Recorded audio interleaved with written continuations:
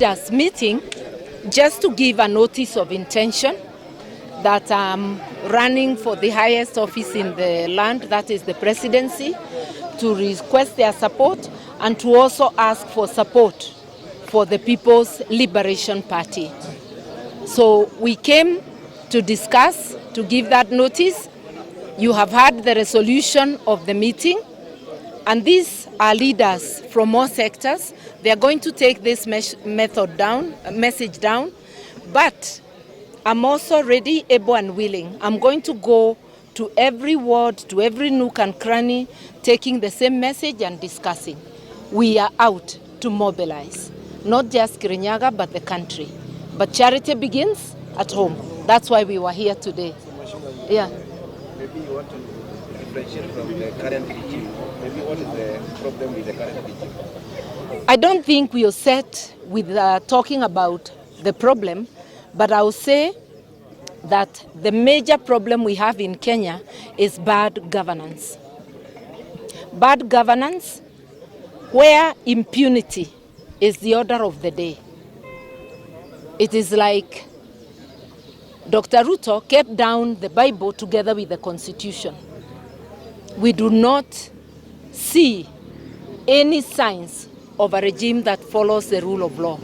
Public funds are being used as though they are personal funds. People are being denied services while we are prioritizing the comfort or pampering the lifestyles of a few people. A PLP administration will bring discipline and order, and in a country, discipline is about following the rule of law. We have the Constitution of Kenya, which tells you how to manage public finances. They must be managed in an open and accountable manner and for the benefit of the people. You must prioritize the need of the people. We must run a just economy that benefits the majority, not just a few.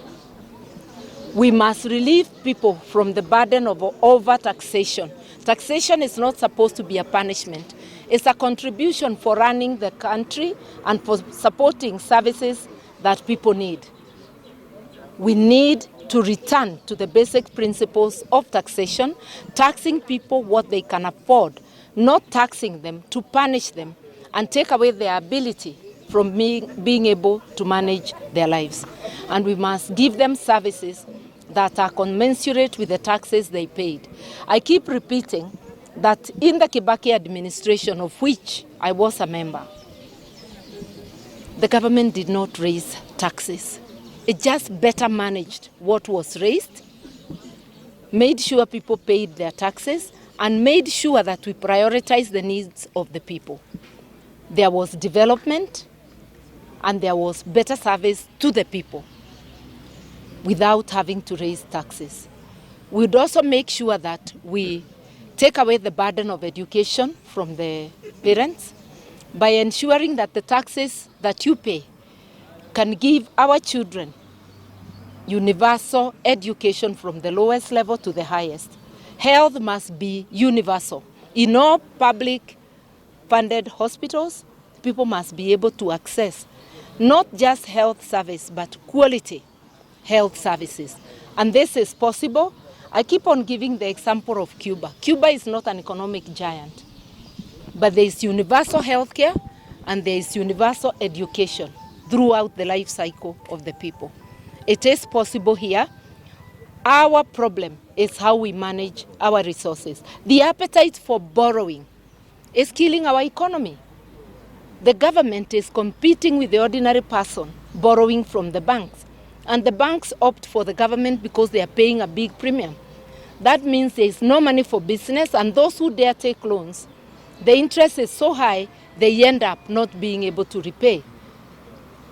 I remember the Kibaki era when banks were literally hawking loans, begging people to come in and borrow money. We must have physical discipline. The government must live within its means and release the banks to fund business. And the business environment must be looked after. There are many, many things that are on offer from Marth Karua as a candidate and from the People's Liberation Party. We must be food secure, and that means investing in agriculture. You don't give people corrupted fertilizer and you want food security. It is better to invest in the farmer, especially the small-scale farmer, because the bulk of our food is from the small-scale farmer. It's also better to invest in the small and medium-term enterprises. Stop telling us about tax holidays of 20 years to people who invest 3 billion. Our over 7 million small-scale and medium enterprises are the greatest employer, are the greatest investor, are your most dependable. They will not relocate to anywhere else. They are local. Invest in them. If there is any tax holiday, make sure that they are enjoying very low taxes and support to improve their services. That is how you build a country. And you do not build a country by taking all the educated youth abroad to do menial jobs. We need their brains right here in this country. You manage the economy better, the private sector will offer the jobs. Just imagine the 7.4 million medium and small scale enterprises.